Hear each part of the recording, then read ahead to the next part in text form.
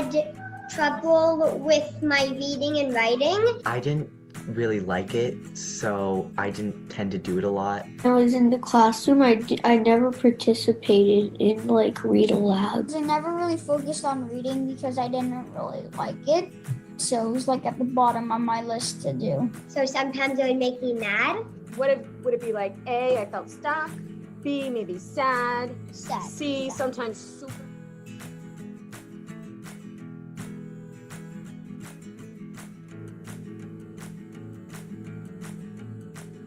How I felt about LearnUP after my first class, I really enjoyed it. It helps you read and it's fun.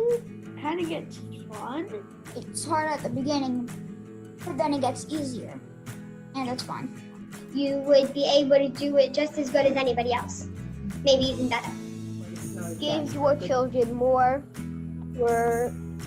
of the world. LearnUP.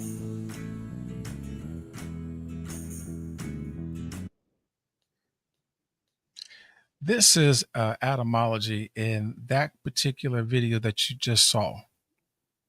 It's from a learning company out of the city of San Francisco called LearnUP.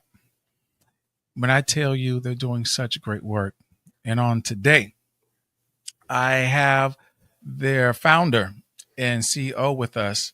He's going to share, and I want everyone to really listen and take down his information, learn about the program, get your kids involved in this, and let's really support him as he's helping our kids to learn and read. As we all know, reading is a foundation to everything in the world. And so without any further ado, I would like to introduce the CEO of LearnUP out of the city of San Francisco, California. His name is Steve Hagler. Here he comes. Come on in, Steve. Hey, Adam. Thanks for having me. And so as we start this wonderful interview session with you, the founder of LearnUP, what is the origins of this particular program that you have created for kids? So LearnUP Centers is a nonprofit. We are based in San Francisco, and we're on a mission to teach all kids to read.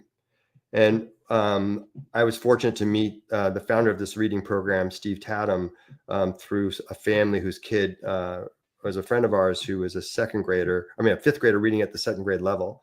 And this family had all the resources in the world to teach the child to read. And when he got into fifth grade, he was still reading at second grade. And when he hit Steve at the Stern School, he became a reader in a year. He went from second grade to high school in a year. And the family was like, wait a second, what did you do to our kid? And they asked me to take a look at this program that Steve had created because I'm a former educator. I ran a dropout prevention program in San Francisco Unified. I've been around for a very long time. And I didn't believe what Steve told me. He said we could teach kids to read in about 80 hours, including kids with dyslexia and other learning differences. We can train people who are not reading specialists to teach our program to high fidelity so we don't have to have a BA to teach kids to read, because we don't need to have a BA to teach kids to read. We need to have really good reading tutors to teach kids to read. And we can train these young people to teach reading in about 30 or 40 hours. And I went, I don't believe any of that. I've been around education forever. I'm a veteran educator, and that's not possible. And so he said, let's set up a pilot. So the Rigos, who were the founding people whose kid was not able to read, they said, okay, we'll start a little foundation and help this go.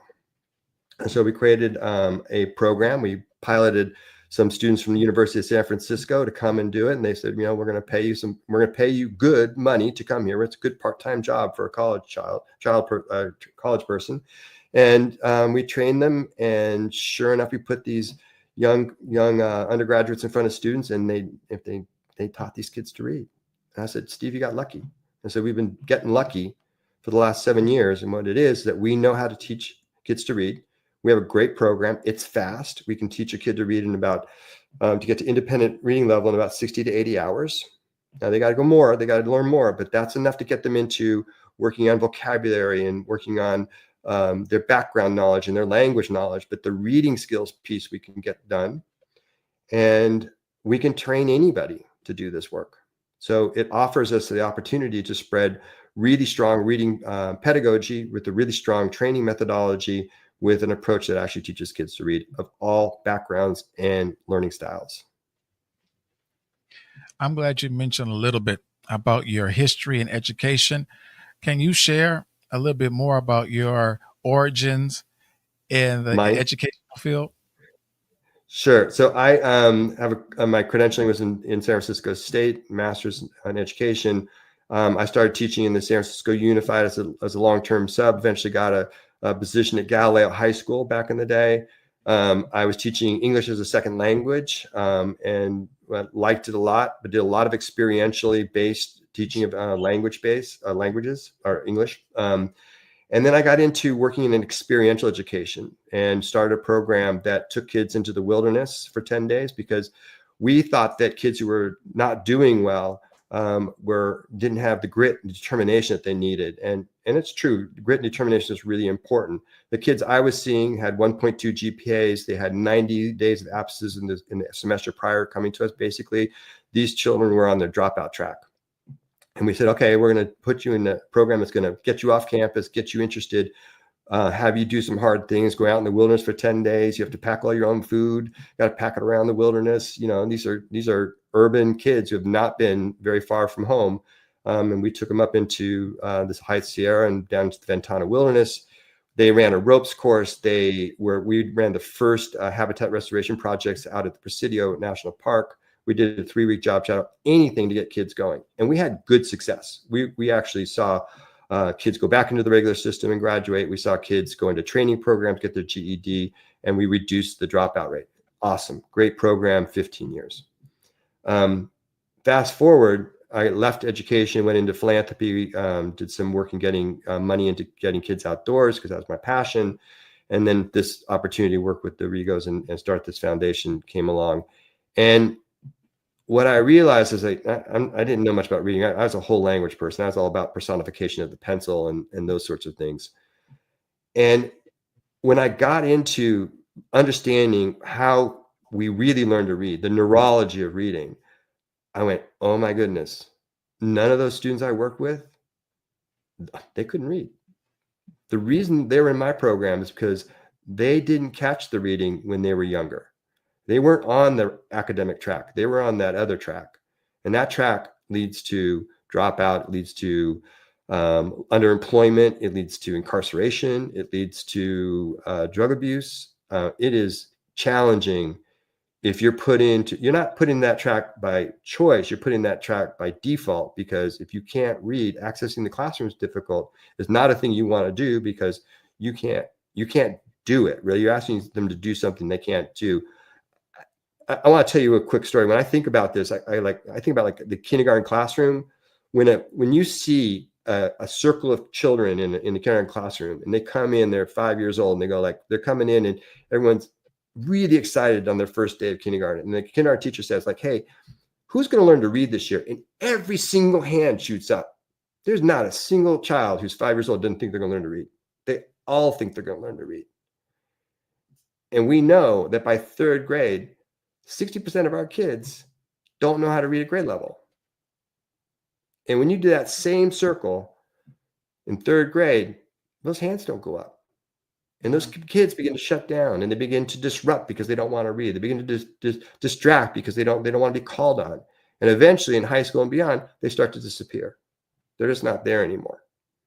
And it all starts with reading. Reading is the only thing that goes through all the social outcomes for adults. It's the one red thread that we can say like, what's the correlation? It's a pretty hard correlation between being able to read at grade level and good outcomes.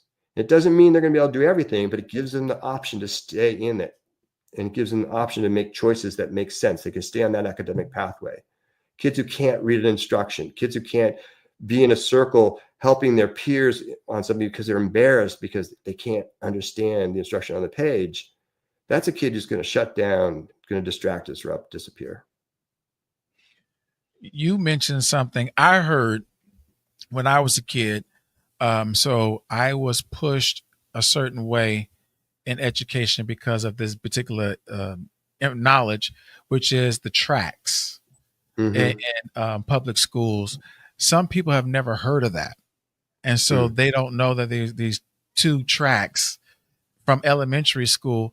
So if you wouldn't mind, can you share about those 2 tracks and what grade where this funneling process starts with our kids? Well, technically, we don't track anymore. I think schools don't track officially anymore.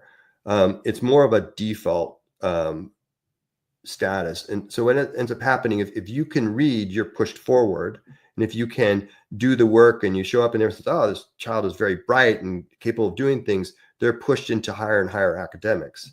Whereas if you are not able to do that, you may be pushed into programming that's less challenging and less enriching.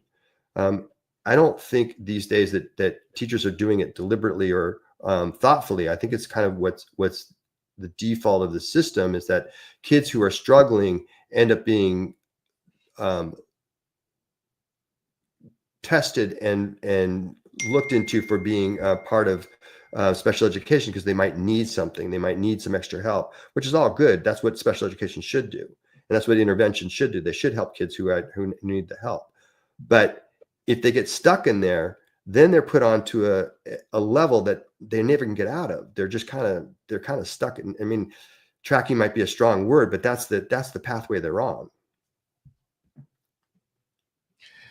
With that, if I am a parent and I'm watching this show, like I really like for my child to get into this program in San Francisco, or if I live in Vallejo or Berkeley, Oakland, what can a parent do to get their child into your program? So we teach both in person here in San Francisco. We have a clinic down in the Fillmore. They can come there directly, or we also teach virtually. We have found that one of the upsides to the pandemic is that we honed our craft to teach reading virtually, and we can teach anywhere there's a internet connection, a computer, an iPad, and a headset, and a child that needs the reading services. So what we need to do is understand what's happening with that child's reading, understand the pathway that we need to put that kid on and get them going, and figure out a way to fund it all and make it happen. And I want to say this, because I did not say this on the beginning of the show. Congratulations. I met Steve at the NBA All-Star Weekend Gospel Celebration, where he was being honored for the work he is doing right now. And so this is a person who is in the community. He's also being honored by different organizations for his awesome work that he's doing. And so with that being said, what are some items of support that you would like to receive from the community or from any type of business? What type of support would you like to garner? You went straight there, Adam. I appreciate that. Look, when kids are behind in reading, it's expensive to catch them up, because you're now playing catch up, and you have to train tutors, and you need to provide the services. It's all about funding at the end of the day. We can train as many people as we can possibly get in the door. We can teach as many kids as are out there that need help, but it is a money game at the end of the day.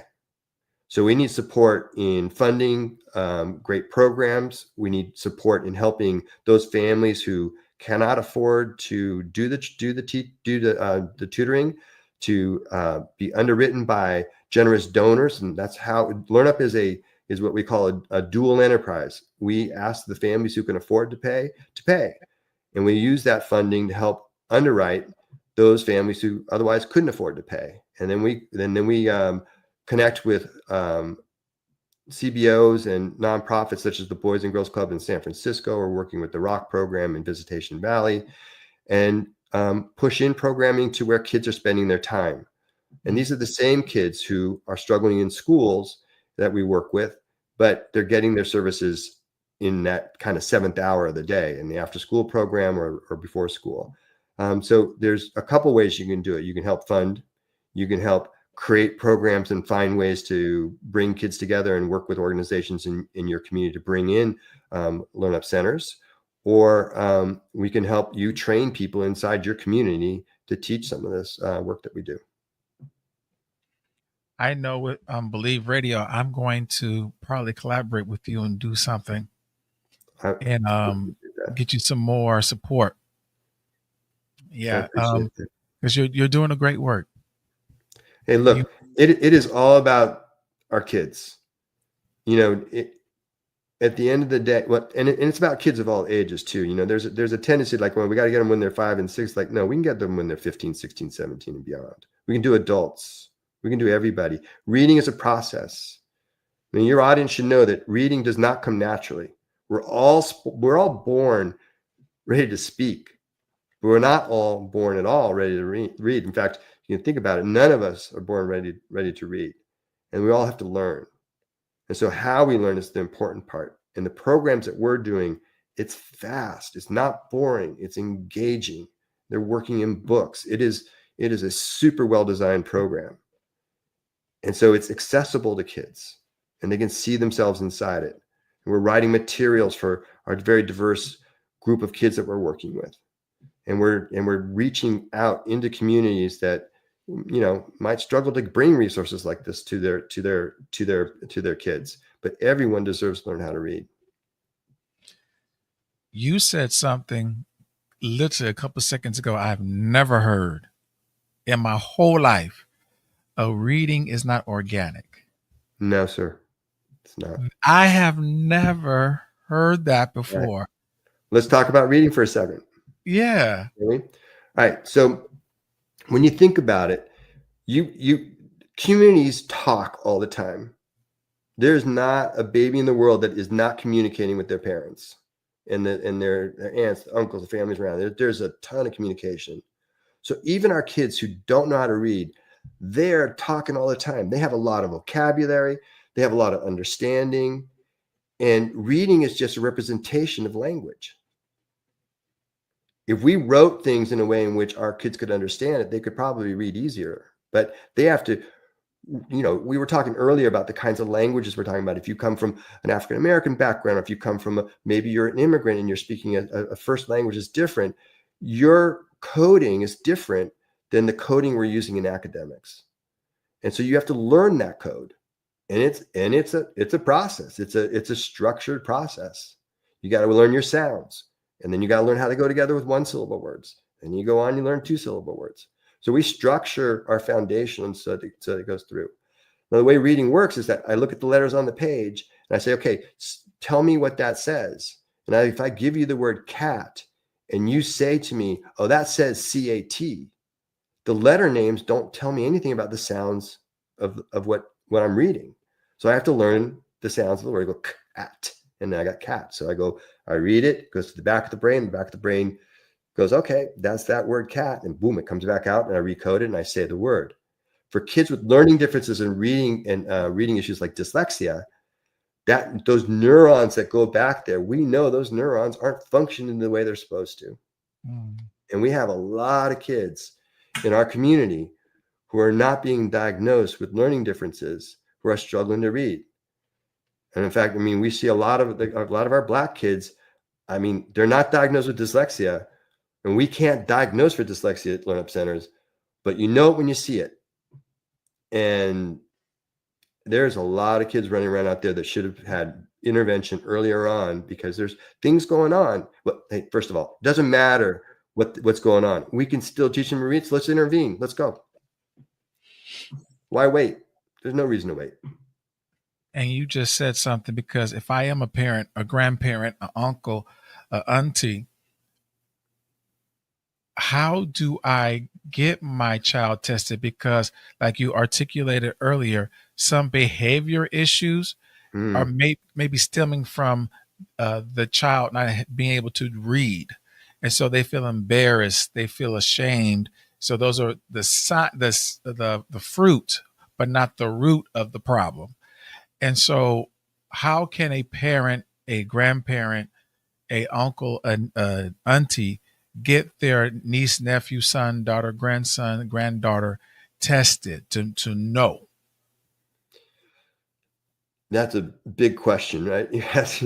So one of the things that we can do to help that LearnUp Centers, we offer a free reading assessment. Now, we're not assessing all of the reading issues that are going on with a kid, but we can tell you where they are in the reading spectrum. I talked about this spectrum of from sound all the way through to fluent reading. We can help them understand where they are on that process and whether or not they need reading intervention or not, or reading help or not. For somebody who's having true reading issues, that's usually a school-based question, and you can request from the school that they assess your child for a learning difference or for something that's going on with their reading. Now, I'm a big believer that the parents and the family know and they understand, they're seeing inside their kids something that's not right. They're going like, there's something up with my child. They're not getting it, right? And it's particularly if they have, you see some families where the two older children have learned to read and the younger, the third child is not getting it. And you're like going, okay, that's not an environment, because the environment taught the first two kids to read. That's something going on with that kid. That kid's not getting it. They're not learning the code. They're not absorbing it. So something's happening either with that kid has some sort of learning differences happening, or they're maybe not being taught in a way that works. Maybe the kind of educational curriculum that's being presented doesn't work with that kid, and they need something different to make that reading click. We know there's a solution out there. We know we can do it. The question is helping those families navigate that system to get the interventions they need. I think that was something I probably would hear somebody ask me a question about your program, like how do I test my kid? Because I think I'm not sure, but I want to test them to see if they are having this problem. So what are the tools? What can I do? So thank you for sharing that. As we are coming to a close, I definitely would love for you to share. How can people get in contact with you? What is your website? What is your email address?